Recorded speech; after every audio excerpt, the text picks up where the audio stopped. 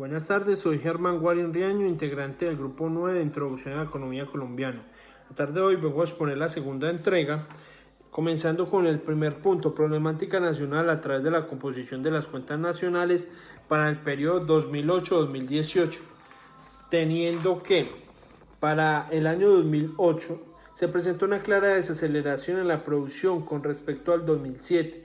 Uno de los principales motivos fueron las medidas tomadas por las autoridades económicas en su esfuerzo de controlar la inflación y la devaluación. Para el año 2009 fue el año en que se presentó la mayor recesión económica en la historia, que afectó no solo a Colombia sino al mundo. Se presentó una desaceleración muy significativa en la demanda interna y un alto porcentaje en el desempleo, impactando fuertemente en los sectores de la industria manufacturera y el comercio.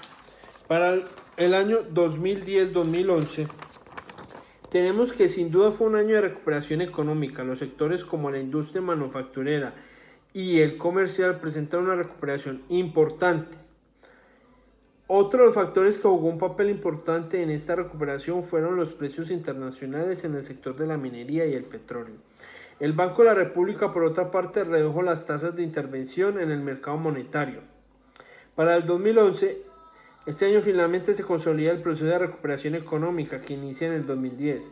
Las crisis financieras del 2009, la demanda agregada, el consumo y la inversión privada fueron los factores más importantes en esta recuperación. Para el 2012 se presenta nuevamente una desaceleración económica a causa de la crisis en Europa y el lento crecimiento en los Estados Unidos.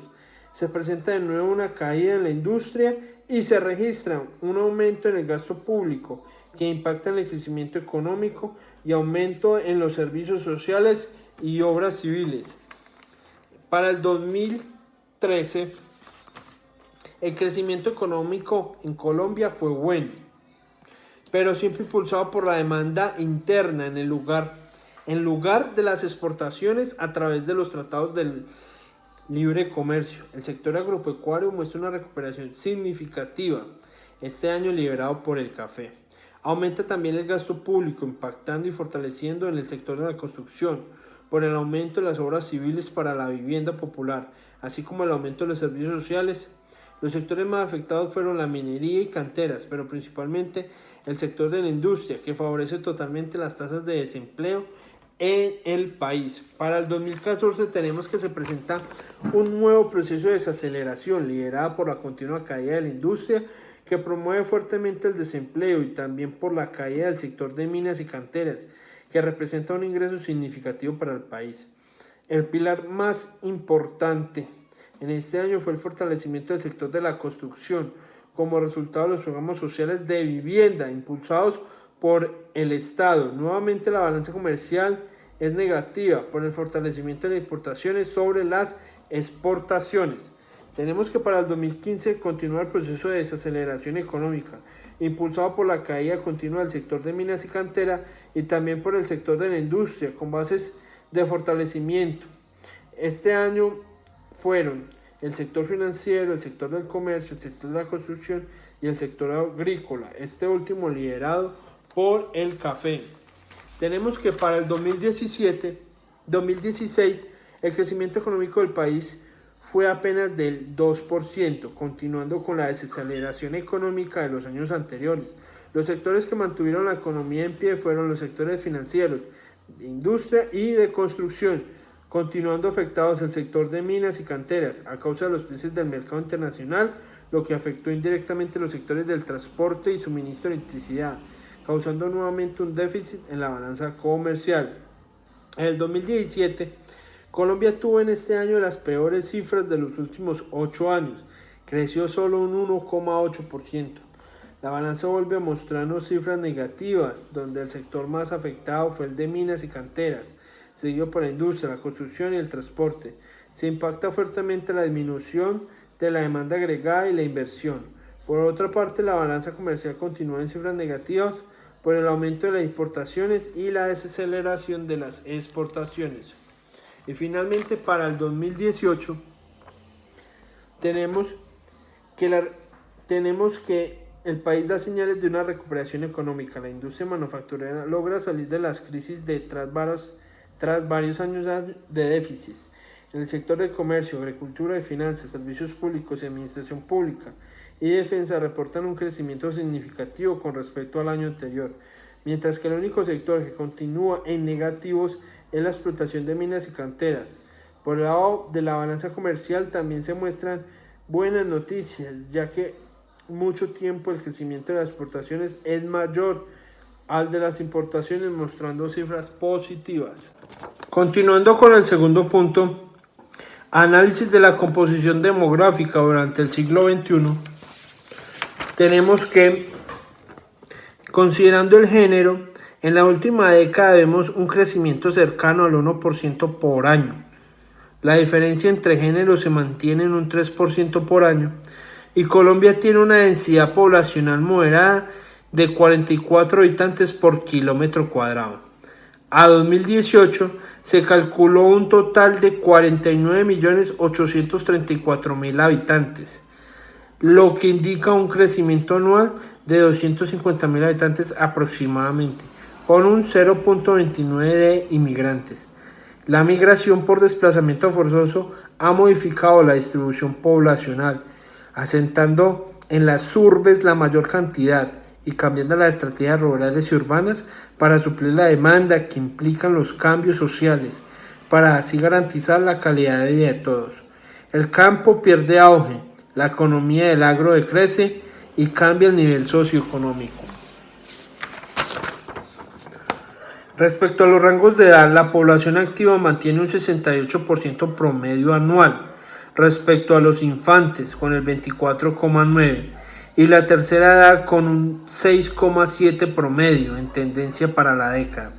El saldo vegetativo es positivo, con una tasa de natalidad del 1,9% y de mortalidad del 6% promedio sobre año. Las cifras en esta década se mantienen nominalmente proporcionadas y mantienen la tendencia en las dos variables analizadas. 3. Análisis del desempleo durante el siglo XXI. Causas coyunturales y estructurales, consecuencias y análisis frente a su manejo por parte de los gobiernos. Las causas coyunturales y estructurales del desempleo. El desempleo continúa siendo uno de los indicadores más altos y persistentes con el pasar de los años. Una de las corrientes de pensamiento económico atribuye a la persistencia del alto desempleo a un problema de precios. Se postula que la oferta y la demanda de trabajo se equilibran en un nivel de remuneración inferior al salario real que rige en Colombia. Por otro lado, existe otro punto de vista que se basa en analizar el desempleo desde la estructura económica. Esta corriente afirma que existen dos sectores de la economía: el sector moderno, el cual es más intensivo en capital humano y físico, y el sector informal, que se caracteriza por empleos de baja calidad, escaso capital físico y mano de obra con bajo nivel de calificación. A causa de que el sector moderno es bastante reducido, no hay capacidad para incluir a toda la fuerza laboral calificada. Esto genera que dichos trabajadores excluidos pasen a engrosar las filas del desempleo. Esto nos indica que la causa del desempleo no está en la inflexibilidad del mercado laboral, sino en la estructura económica del país. Las consecuencias del desempleo. Al aumentar la tasa de desempleo, esto genera situaciones desfavorables para la sociedad, para los trabajadores y para el desarrollo de la economía. La pobreza es el efecto más directo que genera el desempleo. Los trabajadores del sector informal, los cuales no están calificados para ocupar un puesto en las industrias laborales, no pueden satisfacer sus necesidades básicas, convirtiéndose en la población vulnerable y con reducidas oportunidades laborales. De la misma forma, sucede con los trabajadores del sector moderno, los cuales se ven obligados a aceptar empleos de baja calidad o a migrar hacia otros países con una estructura económica capaz de absorberlos. Lo anterior se da gracias a la falta de diversificación en la industria colombiana. Análisis del manejo gubernamental. Actualmente las políticas aplicadas para la disminución de la tasa del desempleo han sido dirigidas a la flexibilidad del mercado. Sin embargo, el desempleo persiste desde finales del siglo XX. A pesar de que la economía colombiana ha crecido, el DANE registró en el mes de enero del 2020 que la tasa de desempleo se ubicó en el 13%, la cual se convierte en la más alta desde enero del 2011. Por otro lado, en la publicación informativa del presidente de la Sociedad de Agricultores de Colombia, Jorge Enrique Bedoya, señaló que es importante resaltar que la distorsión del sector del agro es muy gruesa. Asimismo, el director de FE Desarrollo argumenta que el deterioro del crecimiento económico afecta de manera directa la tasa de desempleo del país. De igual forma, el presidente de la ANDI señala que en el país ha estado enfocado en mantener la alza de exportaciones en hidrocarburo y carbón, pero ha dejado al lado las exportaciones del valor agregado laboral. Si analizamos estas declaraciones, se logra confirmar que el manejo del gobierno no ha sido adecuado con respecto a las mejoras de las tasas de empleo y desempleo. De acuerdo al enfoque estructuralista, a mayor diversificación productiva, mayor será la riqueza del país y asimismo aumentará los niveles de empleos. Complementando esta idea, economistas como Hirschman en 1958 y Prebisch en 1963 plantean que para alcanzar un desarrollo económico exitoso, un país debe progresar en las distintas etapas del desarrollo estructural para pasar de ser inicialmente un productor de bienes finales de poca complejidad a tener una estructura económica ampliamente diversificada, con sectores productivos completamente articulados entre sí. Los estructuralistas argumentan que todo este proceso de desarrollo implica un gran crecimiento en la demanda de empleo, lo cual fortalece la demanda interna y a su vez sostiene el crecimiento de la producción nacional y así sucesivamente. En conclusión, un escaso nivel de desarrollo de la estructura productiva de un país no permitirá que sea usada toda la mano de obra disponible en la economía, generando así un alto nivel de desempleo. En el cuarto punto tenemos análisis de la inflación durante el siglo XXI, causas coyunturales y estructurales, consecuencias y análisis frente a su manejo por parte de los gobiernos. Causas coyunturales y estructurales. La inflación, al representar la variación en el nivel de precios, se ve afectada por todo lo que incida en los precios en general, los shocks de ofertas, los shocks de demandas y la inercia inflacionaria, todos los cuales puedan causar variaciones en la demanda o en la oferta de bienes y servicios y reflejarse en los precios, dado que la inflación está ligada a los precios, lo que también está con el dinero. El dato de inflación del primer mes del año 2000 genera varias reflexiones inquietantes. El primero, el dato de inflación mensual total es el más alto para el mes de enero desde el año 2000. Segundo, supone que ya se acumula un 43% de la meta de inflación del 2016 en solo el primer mes, así como el 32,2% del techo de la meta del 4%. Es importante destacar que en Colombia las metas de inflación son determinadas en términos del IPC y desde el 2003 son fijadas por intervalos. Los informes sobre la inflación en los años 2005-2006 registraron resultados positivos en la meta de inflación, 4,85 para el primero y 4,48 para el segundo. En 2007 se presentaron precisiones inflacionarias que obligan a la Junta Directiva del Banco de la República a subir las tasas de interés en varias ocasiones para cumplir con el objetivo de la estabilidad de precios.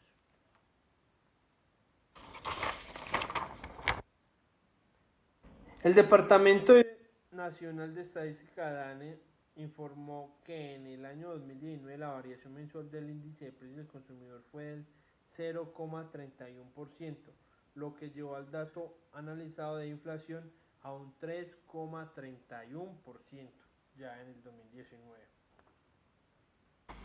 Consecuencias. Gran parte de la inflación es producto del choque al alza de tasa de cambio. La aceleración de la inflación en 2015 coincide con la inflación de bienes transables. Dicha inflación, al pasar del 2,28% en enero de 2015 a 7,38% en igual mes de 2016, explica el 37% del aumento en la inflación.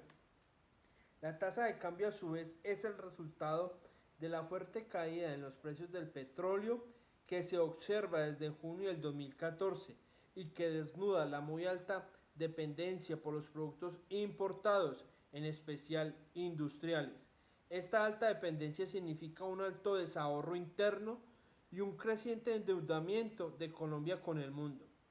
El juicio de la historia económica colombiana del siglo XXI tendrá que examinar en detalle y sin simplismos por qué las bajas tasas de interés, baja inflación y menor tasa de cambio no impulsaron la sustitución de importaciones, dado que ahora la mayor tasa de cambio va en camino a sentenciar que si bien promueven las exportaciones, encarecen los bienes intermedios y de capital para producirlas, genera deterioro de la inflación y supone mayores tasas de interés.